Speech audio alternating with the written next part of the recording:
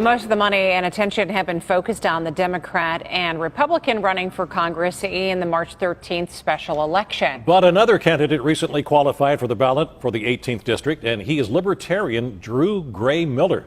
Political editor John Delano has his story. Move over, Democrat Connor Lamb. Step aside, Republican Rick Saccone. Meet Drew Gray Miller, a Libertarian running for Congress. I'm fiscally conservative but socially inclusive. Miller is a 37-year-old Southside resident, married, and an oil and gas attorney.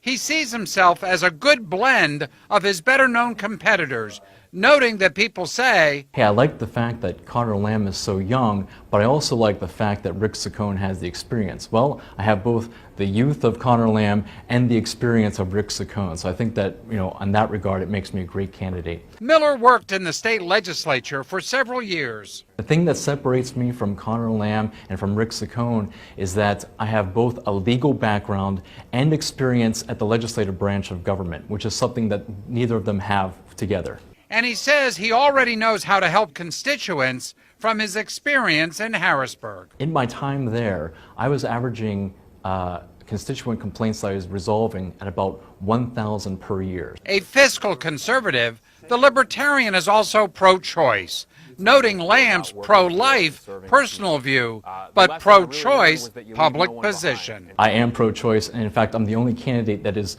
both, publicly and personally pro-choice. Miller knows he's at a tremendous financial disadvantage, but he hopes voters see through it. The Republicans and the Democrats are spending millions of dollars. And what I say to people is that, who do you think these candidates are going to represent if they get elected? They'll probably be representing the parties that are giving them the money and not the people who need to be represented. And win or lose, Miller thinks he could have an impact. I think that there is a real chance that I could be a spoiler within this election if I don't win it outright.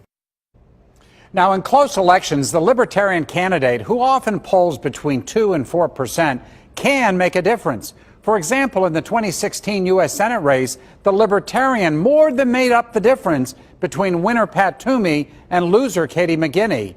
One wrinkle for Drew Miller, though. He does not live in the current 18th district, but just over the border in the South Side.